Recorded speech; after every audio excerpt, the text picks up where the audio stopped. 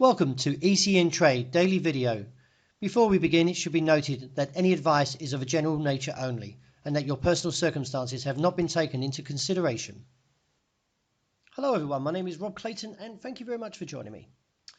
To open this morning's webinar, the gold overnight weakened further. As you can see, the market went through that support of mine at 31 and then fell towards that next support at 12.26, only to find the bulls ambushing the bears and rallying back towards that 12.36 level, which was recently contested yesterday.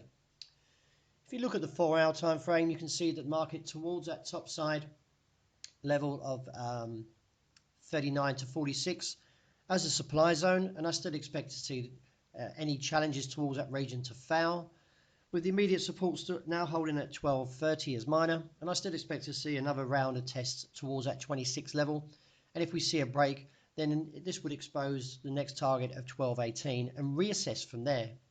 Only a break above 46 would give further scope to the upside and trigger a rally on towards 60.62. So for the market traders that are short around this 39.46 level, stops should be placed roughly around 54 to be on the conservative side to minimize losses. With the dollar strengthening overnight, you can see here that we clearly have divergence on the daily.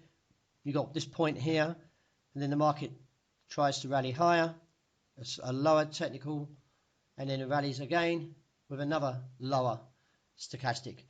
And also with the MACD, supports further weakness in the coming session, with the immediate support holding at 45 and then eventually taking out this support at 75.90. Now a break beneath there would expose the next target of 74.80 to 90. Fresh advances still capped at 95 with firmer resistance seen at 77.30. The weakness came through for the dollar, for the euro dollar, as you can see, with the dollar index now just moments away from a challenge of 101.70. Should see further weakness for the euro as it took out the 105.60 to 60 support overnight. Now it looks towards 104.55.70 and reassess from there. Resistance on the day is seen at 105.75.80 and firm above at 106.55.60. If we do move beneath that 104.55.70, then this would actually expose the lows of the near 14-year period around that 103.40.65. While with the US dollar strengthening, the market moves further away from that 112.50 support zone of bullish foundations. In light of the current pattern, now looking towards a resistance level of 113.80, a break there would give further exposure to the upside and look back towards that challenging period of around that 115.50.60 level. Reassess from there, as I do expect to see dollar yen go higher, but we need to clear that level before even coming out with that call. With that being said, look for the dip today, as the 4-hour time frame is a little bit overbought here, and we could see a pullback to around 113.05 before the next rally. Interesting pattern as we see sterling again rebounding off that 123.80 support, and now expecting further stops building underneath that level.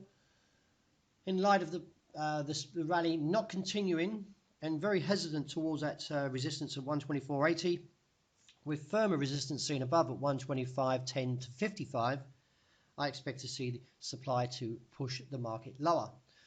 With the possibility of seeing the index, the US dollar index breaking above 101.70, that would give further light to the downside and look towards that 121.40.70 region. And to wrap up with the oil, it was very disappointing for the bulls. Did not continue the break of 54.60 overnight. As you can see here, the market broke above that level, briefly looked at 55.05 as a high, and then tumbled quite heavily. I still feel that that level around 54.60 is still a supply zone, with the fact that we should see further weakness returning and still looking towards this 49.60 to 90 region and reassess from there. So that wraps up my daily video. Thank you very much for joining me today. And as always, look out for the intraday report that will be released very shortly.